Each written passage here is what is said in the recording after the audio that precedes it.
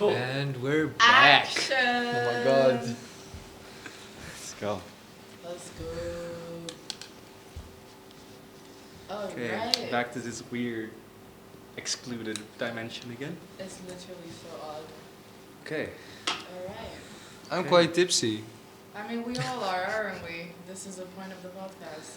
Yeah. Welcome back. Welcome back, Welcome everyone. back. This is episode 2. Thanks for having us. Thanks for having us. We're the podcast. I was talking about end of Sunday. Alright, sure thing. Thank you Thank you, for Endless having Sunday. us. For enough. To Shout let us out. film. Shout out. Shout thank out, you. Endless Thanks for Sunday. letting us smoke. No, just kidding. nobody's No. smoking here. Who's smoking? No. I'm not smoking. I don't You're smoke. actually not smoking. No, I know. Nobody is. Nobody is. Okay, so welcome back. This is episode 2 of To Be a Man. Mm-hmm. I'm Jin Yoon. I'm an art academy student from Willem de Koning and a visual artist based in Rotterdam. We're here with... Natalia. I am 21 years old. I'm also based in Rotterdam, graphic design. Study at Willem de Koning, as absolutely everyone here. I'm Sufjan, second year animation student. Moved to Rotterdam to betray my city, Amsterdam. Yes. That's The it. better city. Excuse me? I'm 20. Another debate, guys. Another debate. Let's make a podcast. I'm 20. I'm a fashion designer and an art academy student at the Willem de Koning Academy, as well as everyone Okay. else. A huge thanks to Endless Sunday for lending us this space and Shout out to to be able Endless to Sunday. Thanks for having record us. this podcast. Yeah. Thank you. Let's Thank see. you. Last question was, what is the definition of a man according to a lot of people? And this time, the second question is, are masculine traits relevant to be a man? Let's hear the answers. Like one of the masculine traits I don't necessarily agree with, but always hold up, is that you have to be tough, that you have to keep carrying on even though you don't want to, or you have to support others. You have to be the foundation where other people build up upon. I don't necessarily agree with that. I think it's alright as a man to like show that you're vulnerable and give up sometimes, to tell somebody else to take the lead, to let a woman take the lead. Just listen to another person. Men are expected to lead even though they don't want to. You have enough men who are very happy to be led in a positive way because they know their own strengths and what they can offer. You're not a natural leader as a man, and you're expected to be a natural leader. Are masculine traits relevant to being a man? Well, obviously, like we have culturally just sort of decided on certain traits and deemed them masculine, but I think any sort of traits can be attributed to any sort of person, both negative and positive. Of course, there are certain traits that people that are perceived as a man can develop because of their privilege, which are more negative, which can't necessarily be applied to people who are deemed as a woman. But for masculine traits, I guess if you believe in a certain idea of a man, then certain traits are necessary for those, but I don't believe in the idea of a man, so I wouldn't know what traits to attribute with that. No, I don't think so. Would you like to elaborate? Yeah. Yeah, if you're looking at it on a scientifical way, every man is born with a penis, so yeah. And it's not like how you behave to become a man, it's you already are a man. It's just like how you show yourself to the world. Like now there are so many fucking genders, I can't even name them. But yeah, you can assume to be something different. But yeah, if you are presented by a man, that has nothing to do with like the masculine. Sorry. Masculine.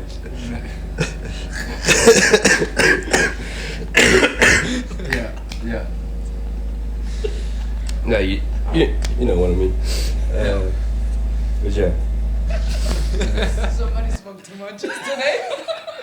society always has an opinion, and I think one of the biggest things that can be a cause of gender dysphoria is that the opinion or the way that you see yourself doesn't match up to what society treats you like and sees you as. So in the case of are masculine traits important to your image as a man, I definitely would say yes. So for yourself, I think it can be different, because if you can ignore society and shape yourself to be how you want yourself to be, then I don't think having traits, it's not important to label them as male or female or something else. It's just traits that are. But this is something I say as a person that doesn't value masculinity and femininity in a way. I don't value gender very much in my life, so that's, I think, easier for me to say. Yeah, and I think, generally speaking, like, there is no way to define masculinity in the sense of, in the way that I view it, of course, because I think, like, the whole masculine and feminine thing is something that it's very much artificial and something that we made, like, within our culture, like it's a social construct, and it really shifts and depends on who you're asking or in what place you are, depending on what you ask, how people see those two things. And that's why in that sense I wouldn't say that the masculine or the feminine exists, but since it's still something that we can feel, of course it's still something that you can talk about. But I would say, generally speaking, that you don't need to have masculine traits to see yourself as a man.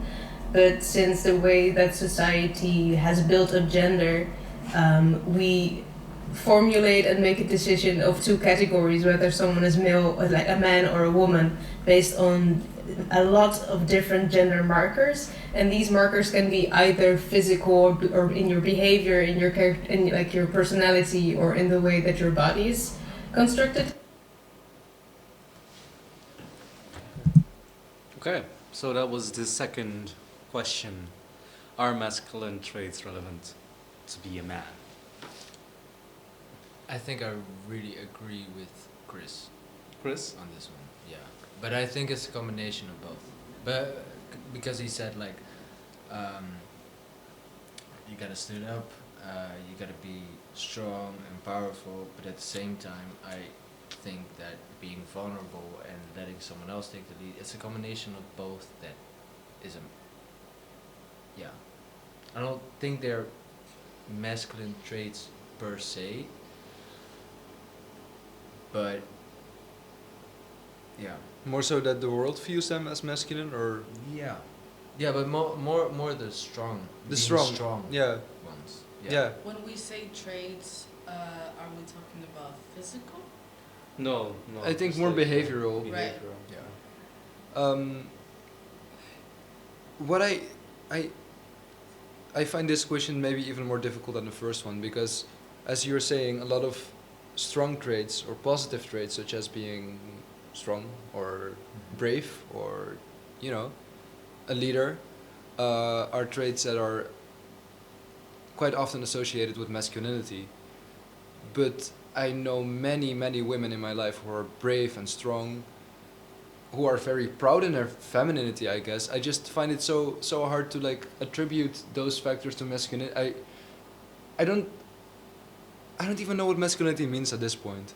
I honestly don't. I find it so hard to label some traits as masculine, because I know a lot of women who also, or a lot of gender non-conforming people who also exhibit those traits. What, like, the whole dividing traits between either masculine or feminine seems so weird to me, because we attribute most masculine traits with strength and most feminine traits with, like, softness and almost a sort of weakness. And I feel like that already has so much bias, like, inherent to those terms.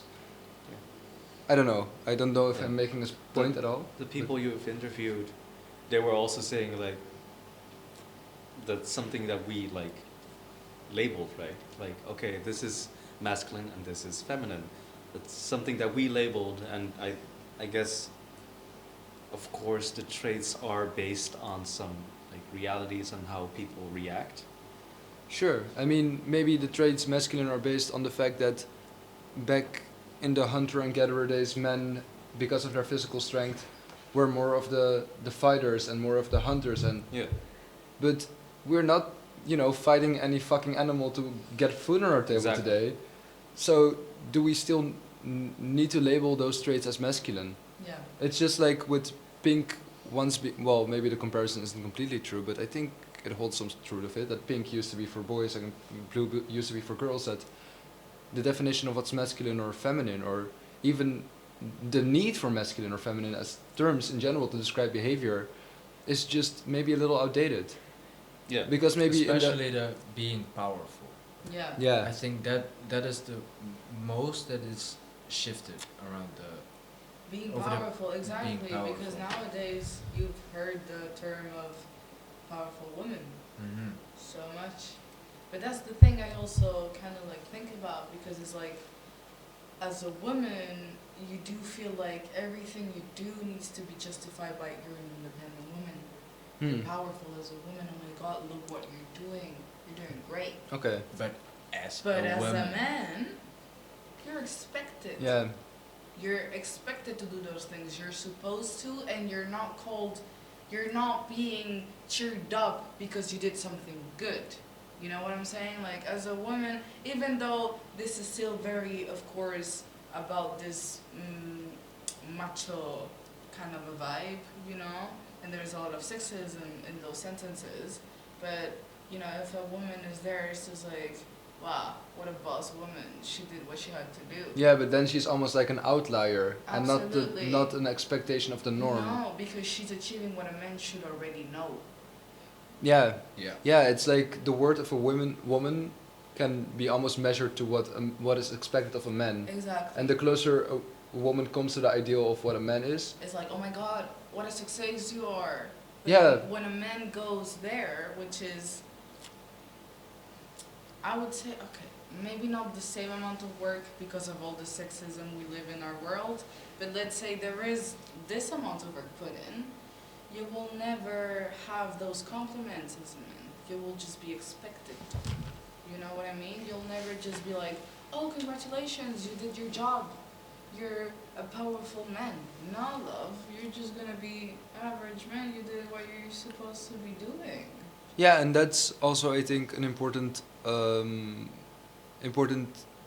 thing that shows that this expectation of men being always this definition of success being centered around what is expected of men, it is also weighing men down a lot, I think, because Yeah. this expectation to always be successful or strong, or that being associated with manhood, means that if you fail in that regard, if your mental health isn't up to it, or if you're just not the type of person who wants to be successful in that way, then almost you're failing to be a man. Absolutely. And as a consequence, you're failing as a human being in a way. Yeah, you're failing in your career. You're failing, exactly as you said, to be a man.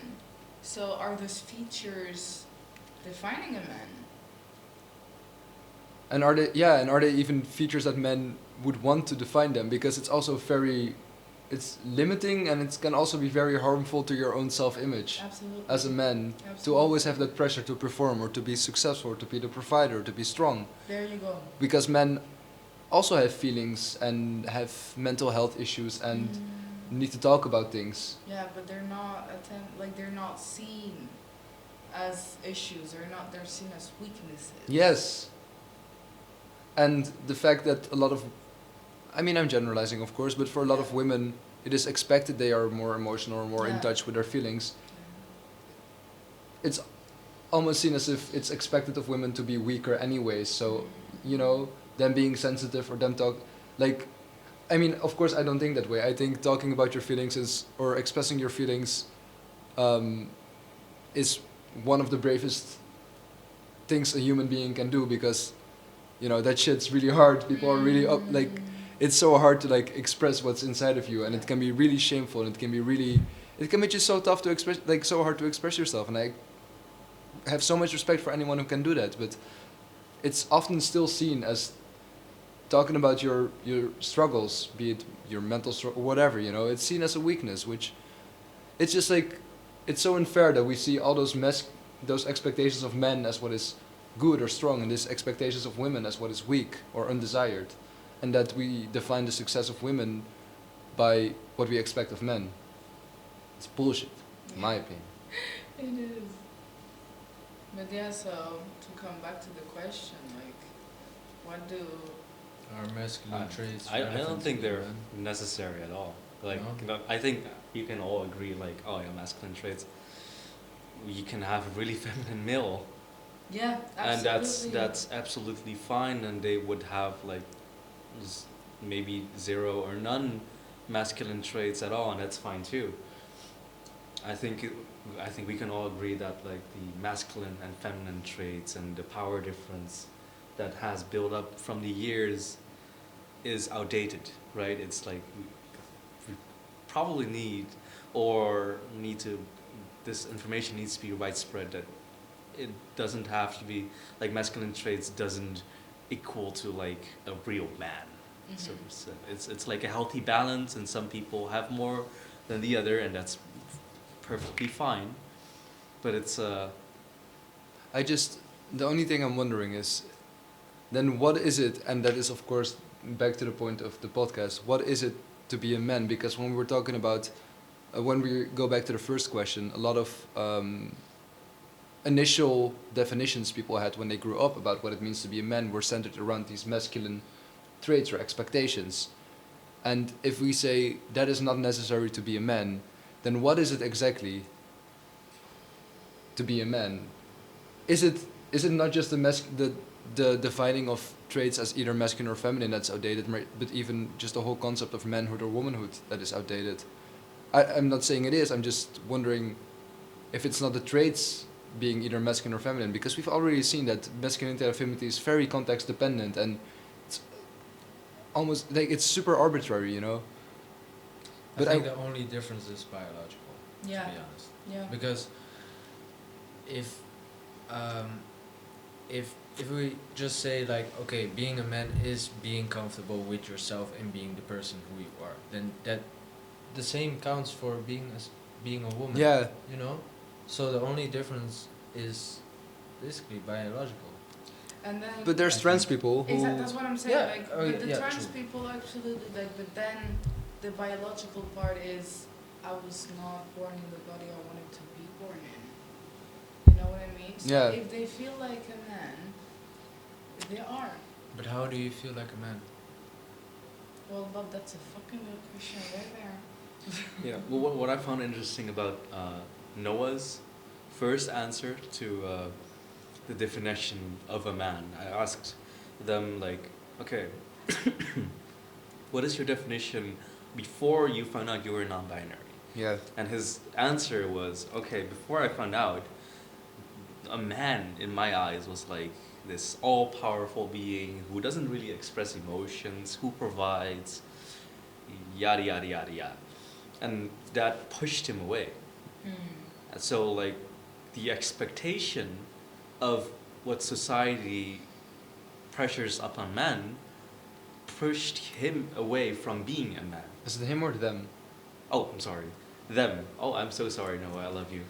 But pushed them away from being a man, which is very, like, that was for me like an eye-opening moment. Like, oh shit, that's why. Because they don't want to like adhere to these weird cultural norms and values that don't make sense. But- Or they don't Right. feel home because of it. But I wonder, and I think it would have been really interesting if we managed to find a trans person who still feels like they function within the binary system. Because what pushed Noah away was these expectations. But I wonder if for trans people, and of course not every trans person who is MTF, male to female or female to male, has the same experience. But I wonder if the expectation of, quote unquote, the opposite gender is what pulled them towards it. Is it that the expectation of the body they were born in pushed them away, or is it that the expectation of the other gender pulled them towards it? Is it a combination of. Does my question make I sense? Yeah, it think could be a maybe- combination of I both. think maybe if we take the first question again, one of the guys you interviewed said Hmm. something about the fact that they wanted to be a man when they were kids. Yeah, the one. Because That was the the one. privileges of being a man when Mm. they're, you know, so of course there is expectations, there is a good part and a bad side of absolutely everything. But I think that maybe that is not only pulled by the expectations of the other gender, but also by The limitations of.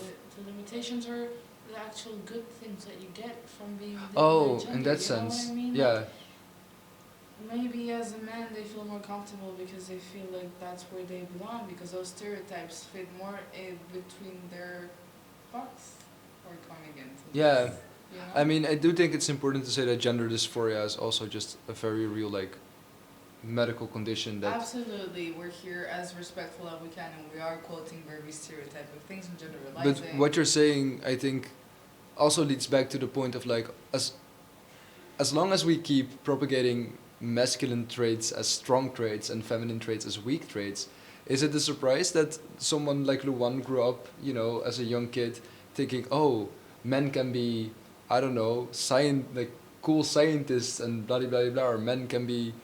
Like, okay, I mean, the one used the example of chess players, and I don't think that's necessarily the example of like a strong, brave man. But I mean, it still plays into the idea of like that it's like a boys thing, you know, Exactly. or you know, like the things that we associate with the things that we associate with something positive are often masculine, and I just think that's a super weird way of looking at the world. Mm-hmm. It doesn't surprise me then that someone like the one grew up thinking, oh, I wish I was a boy, because Yeah. if like all, boys get all the good stuff, you know, what's left for girls? Yeah. When I heard it, I was like, oh shit! Like, how must that feel? Yeah. When like being Yeah. born and like growing up and thinking like, why am I not a boy? Yeah. And maybe that also has something to do with like, of course, with privileges and maybe with freedom even. I think there's 'Cause- a freedom there. Yeah, because I know my parents would not let me go out or do anything when I was 16 or 17 if I was a girl. Mm. Or if I Yeah. was born a female, I would Yeah. not be able to do these things. And it's kind of Absolutely. fucked up, and maybe that's why they were feeling like, hey, I feel constricted. But Yeah. why am I not this? Because I can see all these people who are this gender being able to do this, but all the girls are being constricted in freedom, and we have to adhere to more things. What's I funny think- about? Oh, sorry. Do you want to go? No, I wanted to say Awkward something, moment. but- okay, I will talk real quick. Yeah, go ahead.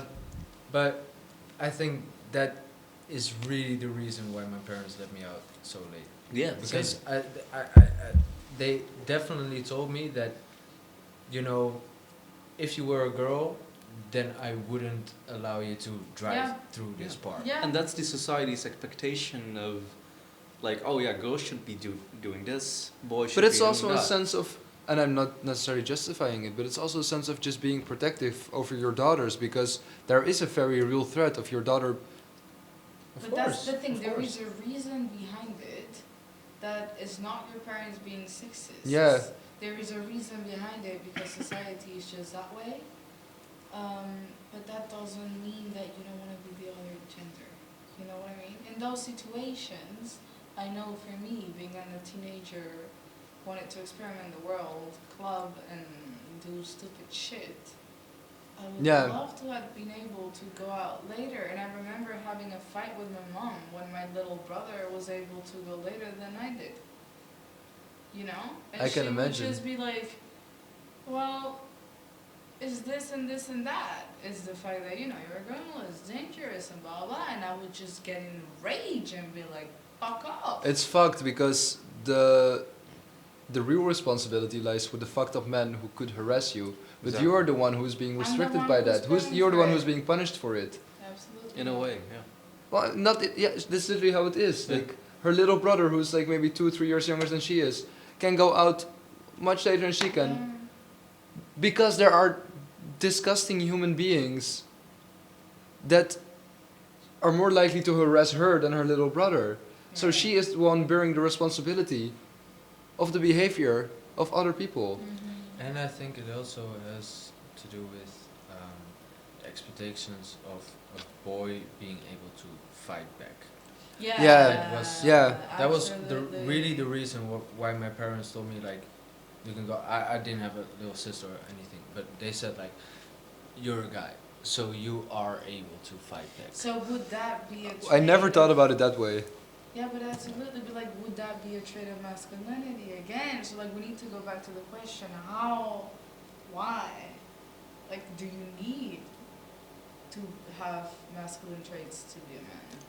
I think it's interesting that Luan answered the questions in two separate ways. One is like in society's eyes, and then one was in your own eyes. And in society's eyes, Luan said yes, because we associate being able to fight back with being a man, and that's what your parents expected of you. Yeah. But then for yourself, if you look more closely at whether you fit into that expectation or if you want to fit into that expectation, then that is where like the difficult part of like the whole thing starts to arise, because some people don't fit necessarily into that ideal or that idea of the masculine. Does that still make them a man? Does that not make them a man? Does it, you know? So would we have an answer to this question? We talked for like 20 minutes, and I feel personally I don't have an answer to this question. But I don't- difficult. I think the points that we addressed in the meantime, the other questions that we addressed in the meantime, are valuable in and of their own, even if we cannot answer this question directly. Absolutely. And that goes back to the point, I don't even know if it's still, I'm having a whole like gender crisis right now. I don't even know if it's still necessary to have like terms like man or woman. You know, I feel very comfortable calling myself a man, but maybe that's because I was raised as a man, you Your know? culture background. I guess. Yeah. Alright, guys. Well, Well, look forward to the third episode. Yes. We're gonna take a small break and we'll see you in the next beer. Oh, next no. beer. Yeah. The next nice. four I'm beers gonna on the quit. table. I'm gonna stop. See you now. guys at the next beer. No, I'm gonna stop. I'm gonna drink water after this. Oh, another one. Oh my god, it's almost 1 a.m. Nah.